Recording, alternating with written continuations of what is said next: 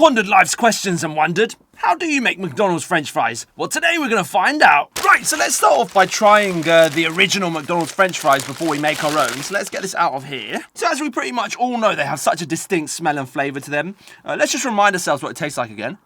The flavour is so distinct to McDonald's, it really doesn't taste like any other fries you get anywhere else. So with all that being said, let's see if we can get anywhere near close to these fries here. Right, so you might be mistaken to believe the first thing we actually need is potatoes, but we're going to put them to the side for the minute first and grab a bowl of ice to start with. So this will be the base for our brine.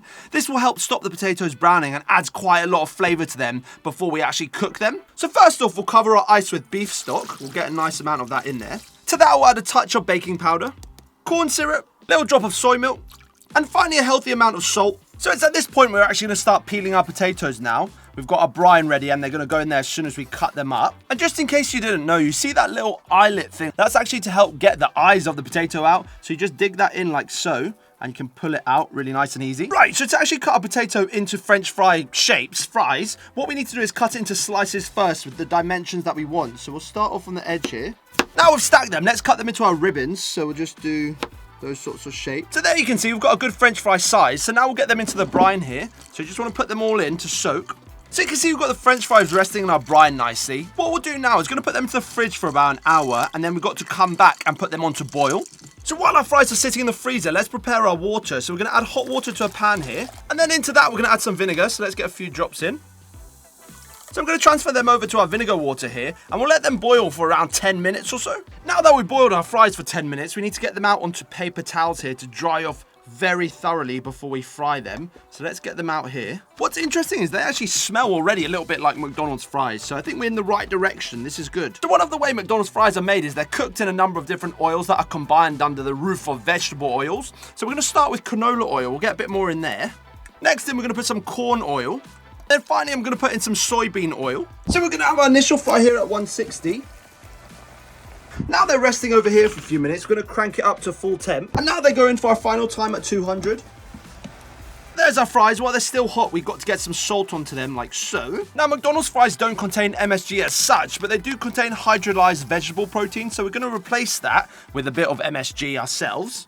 So get some of that on. Right, so there we go. Here's our homemade McDonald's fries. I'll just show you up close so you can see what they look like. And I have to say, it looks quite similar to the real thing. So with that being said, let's do a quick taste test and see how they compare. So we'll try the real one first that I bought.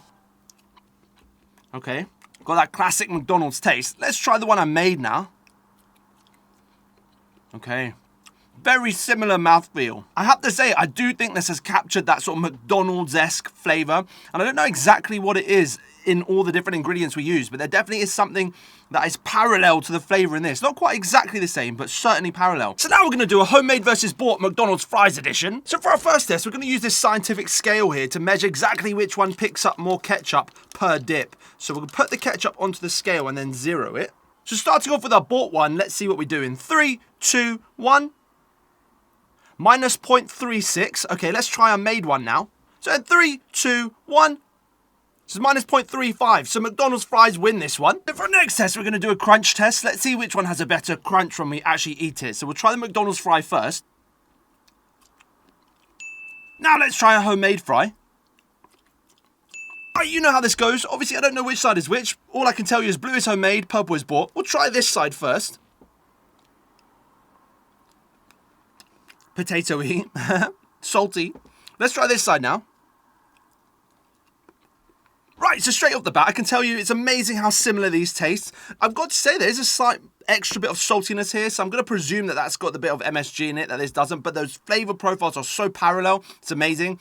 The only thing I've got to say as well is the texture here is slightly off. I think I needed to boil them very slightly longer, bit more fluffy on the inside, and even if I cooked them slightly longer, but I wanted to match it as much as I needed to the McDonald's fries. So yeah, so despite the fact that I like the extra seasoning I think I can taste on this side, I do slightly prefer this side. It has that more original McDonald's French fry flavour, which I really like. So I think with a few tweaks, homemade would actually get the dub. But as it stands at the minute, I do think that the bought won. As you know, we're here every Monday, Wednesday and Friday, so make sure to comment new ideas and we can try them out. Also, let me know if there's old series you like, we can bring them back as well. And as I've mentioned before, if you haven't, make sure to subscribe. We've got loads of big plans coming, loads of epic stuff we're going to be trying. Very cool. Yum, yum.